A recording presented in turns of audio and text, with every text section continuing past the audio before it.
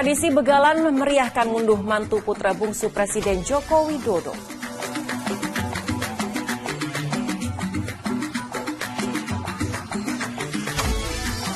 Penyelamatan 4 orang keluarga nelayan berlangsung dramatis di tengah laut.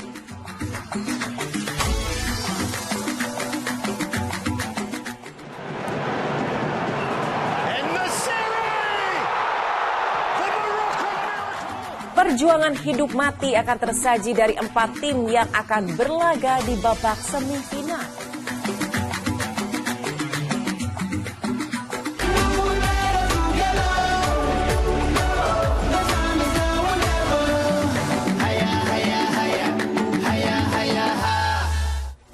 Halo pemirsa, Anda menyaksikan Fokus Pagi bersama saya Wanda Dwi Utari, edisi hari Senin 12 Desember 2022.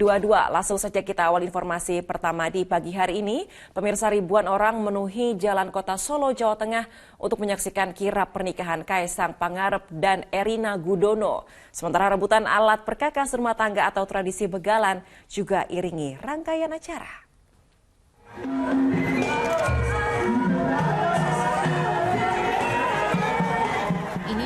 Tradisi begalan yang jadi bagian dari prosesi ngunduh mantu putra bungsu Presiden Joko Widodo di Loji Gandrung, Solo, Jawa Tengah Minggu pagi. Sejumlah alat perkakas rumah tangga diletakkan di 2 alat pikul yang diletakkan di halaman Loji Gandrung. Lalu warga pun berebutan untuk mendapatkannya karena tradisi ini memiliki makna selamatan. Dengan maksud keluarga pengantin bebas dari gangguan dan rintangan dalam mengarungi rumah tangga. Prosesi pernikahan Kaisang Pangarep dan Erina Gudono dilanjutkan dengan kirap yang berangkat dari rumah dinas wali kota Solo atau Loji Gandrung. Rombongan menaiki 12 kereta kencana dengan pasangan pengantin berada di kereta paling depan. Ribuan orang memadati sepanjang jalan untuk menyaksikan kirap pernikahan. Di tengah arak-arakan, Presiden Joko Widodo membagi-bagikan souvenir ketika tengah melintas di Jalan Slamet Riyadi Solo.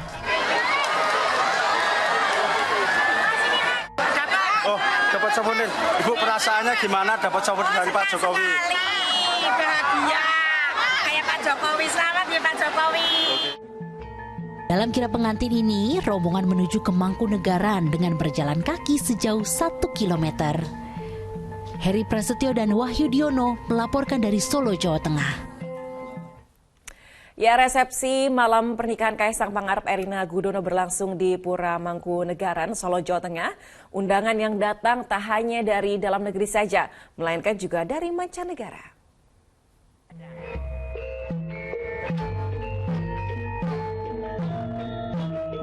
Dalam puncak rangkaian resepsi atau tasyakuran pernikahan Kaisang Pangarep Erina Gudono yang digelar di Pura Mangkunegaran, Solo, Jawa Tengah Minggu malam, pasangan pengantin mengenakan busana adat Jawi Jangkep berwarna merah dengan nuansa Mataraman.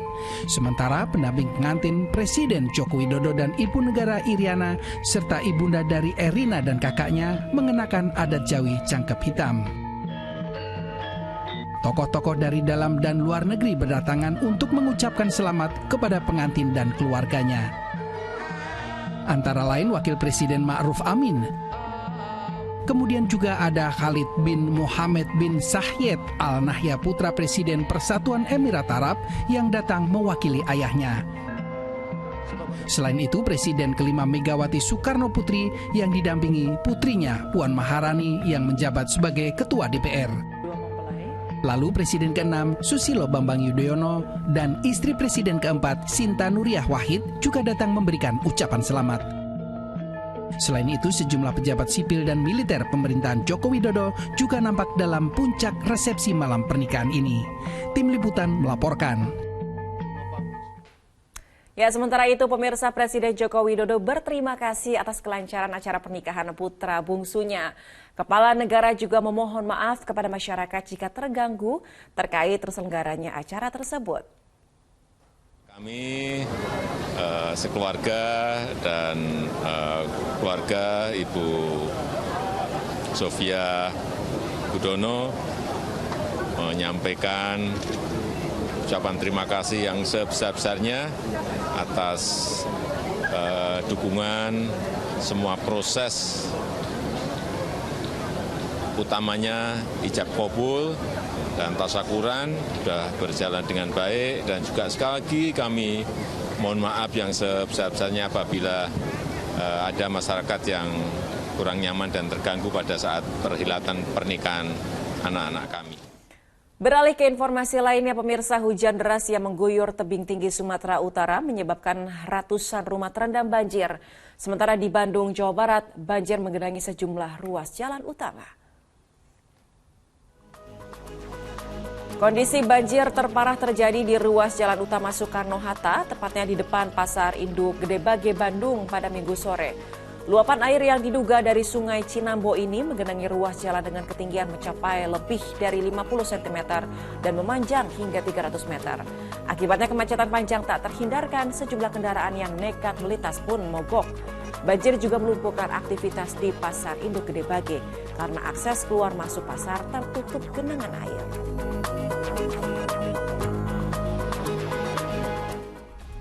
Sementara itu, kondisi serupa juga terjadi di Kota Tebing Tinggi, Sumatera Utara. Banjir merendam ratusan rumah hingga setinggi paha orang dewasa. Buruknya drainase dan meluapnya sungai Teng-Teng diduga menjadi penyebab terjadinya banjir saat hujan deras turun. Meski begitu, sebagian warga tetap memilih bertahan di dalam rumah daripada pindah ke lokasi pengungsian.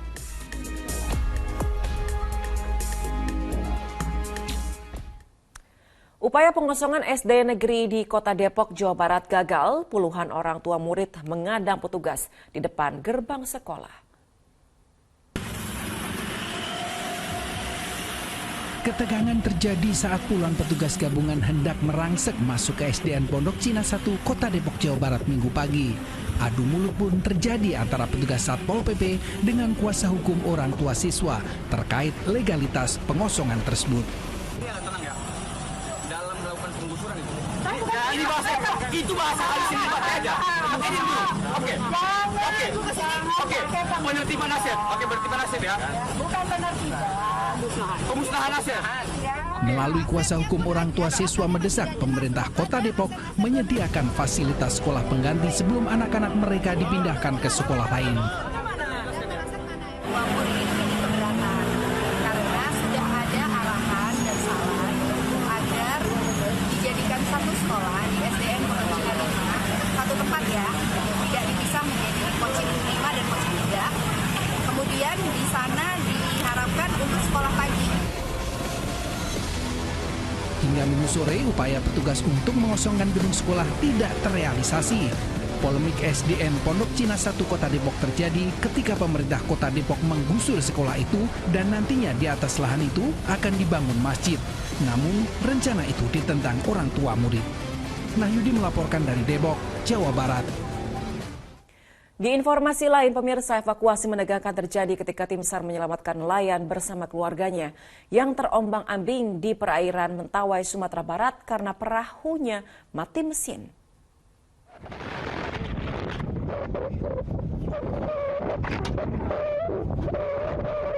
Di tengah ganasnya gelombang laut, tim SAR Kepulauan Mentawai, Sumatera Barat harus berjuang keras untuk menyelamatkan 4 orang sekeluarga dari sebuah perahu di perairan Siporang.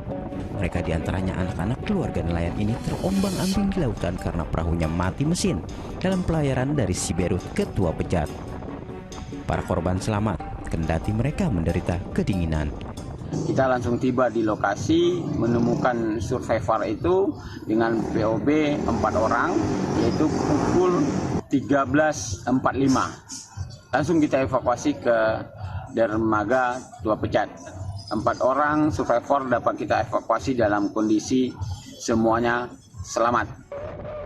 Tim SAR kemudian membawa keluarga nelayan ini ke dermaga Tua Pejat, Pulau Siberut untuk pemeriksaan kesehatan. Laude Juhardio Anse melaporkan dari Mentawai, Sumatera Barat. Kami akan segera kembali pemirsa dengan informasi perjuangan hidup mati akan tersaji dari 4 tim yang akan berlaga di babak semifinal. Informasi selengkapnya sesaat lagi.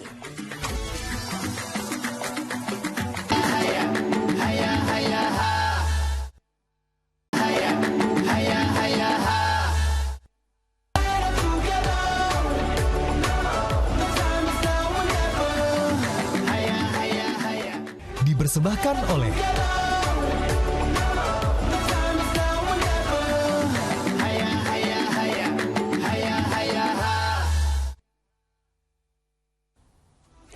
Anda kembali menyaksikan Fokus Pagi bersama saya Wanda Dwi Utari. Pemirsa, duel sengit di Piala Dunia 2022 Qatar akan tersaji di babak semifinal.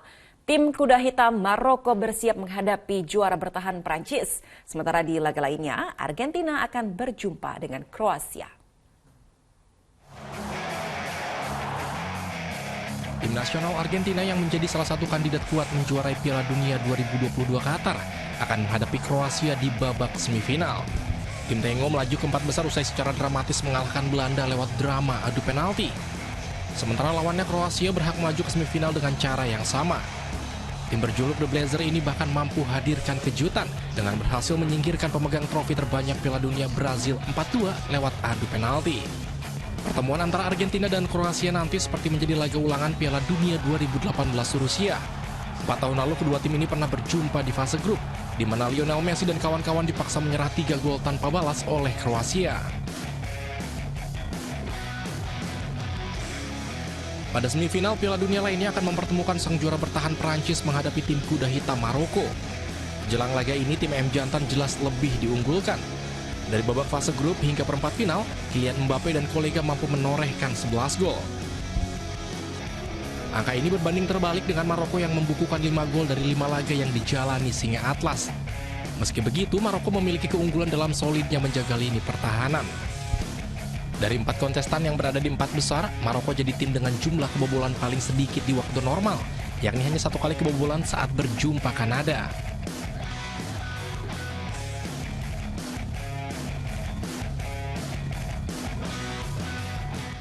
Ya pemirsa, Maroko sukses merebut tiket ke semifinal dan menyingkirkan Portugal berkat gol sundulan penyerang Youssef En-Nesyri. Gol tersebut sekaligus memecahkan rekor lompatan milik bintang Portugal Cristiano Ronaldo.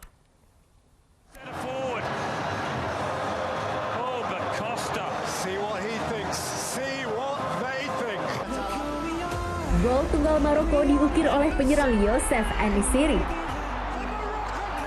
Namun ini bukanlah gol biasa.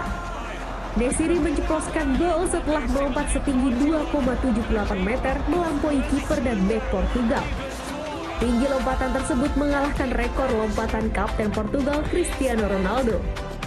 Ronaldo pernah membuat publik terperangah saat mencetak gol kemenangan 2-1 Juventus atas Sampdoria di Liga Serie A Italia pada 19 Desember 2019. Ronaldo mencetak gol sundulan setelah melompat setinggi 2,56 meter. Memulangkan Portugal dengan gol yang menjadi ciri khas Ronaldo, Nesyri sukses membawa tim Singa Atlas mengaum di Qatar. Prancis menjadi target berikutnya bagi Maroko.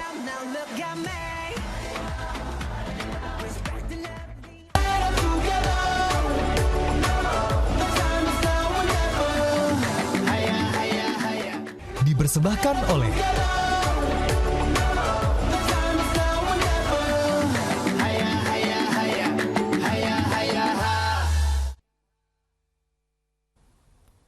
Ya, dari pekan ke-13 dari Liga 1, pemirsa, Arema FC sukses mengalahkan Persis Solo dengan skor 2-1 berkat Dwi gol Dedik Setiawan. Di laga lain, Barito Putra kontra Dewa United berakhir tanpa gol.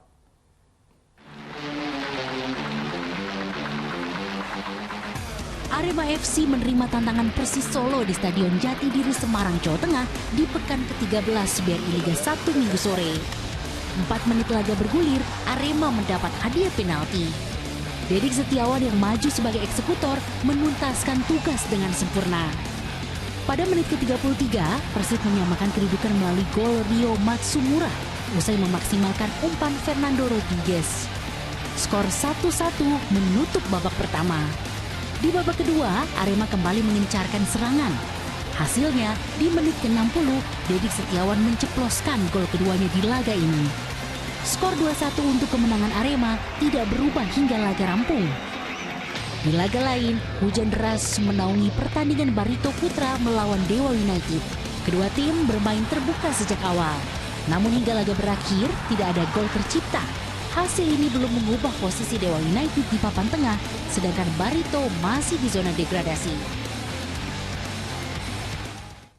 Beralih ke informasi lainnya, pemirsa, Maulina awalnya hanya pedagang tas impor asal Surabaya, Jawa Timur. Mempunyai mimpi untuk memproduksi tas berkualitas, dirinya bersama para perajin memberanikan diri memproduksi tas kulit produksi dalam negeri. Jerih payahnya seolah terbayar ketika tas miliknya terpilih sebagai souvenir dalam KTT G20 untuk tamu negara. Dan inilah berani berubah dari Surabaya untuk pemimpin dunia.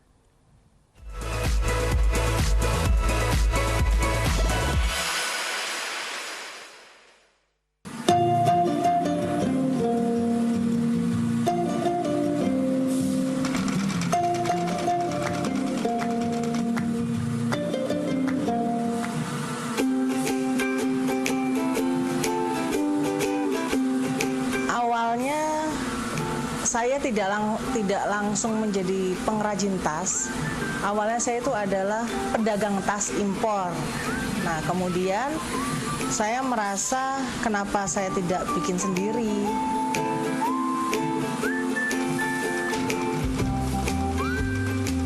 Saya ingin membuat produk tas kulit lokal Indonesia yang bisa dibanggakan secara global, internasional. Akan menjadi salah satu tas produksi Indonesia yang akan dikurasi untuk dipakai oleh para petinggi negara tamu KTT G20. Dalam perjalanannya mengerjakan tas G20 di tengah jalan, yaitu sekitar bulan September kalau saya salah, itu saya terkena stroke. Karena saya itu sangat kepikiran, karena saya punya motivasi kuat, yaitu harus menyelesaikan dan mengawasi tas G20 ini tetap saya bisa berikan yang terbaik untuk Indonesia. Jadi setelah tas kami lolos seleksi dari Kemenseknek, kemudian tas kami dibawa ke istana untuk dipilih langsung oleh Pak Jokowi. Coklat atau hitam, kemudian Pak Jokowi memilih hitam, akhirnya kami produksinya warna hitam sesuai pilihan Pak Jokowi tersebut. Jadi dari semua masalah yang ada, selalu ada banyak jalan keluarnya. Asal kita mau ikhtiar dan terus berusaha. Yang terpenting adalah kita harus berani berubah.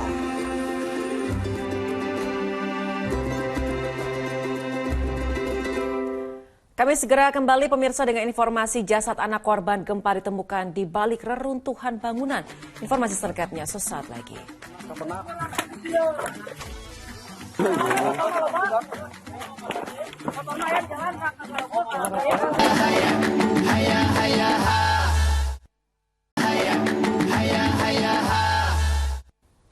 Terima kasih Anda kembali menyaksikan Fokus Pagi. Pemirsa, upaya pencarian korban gempa Cianjur yang dinyatakan hilang masih terus dilakukan.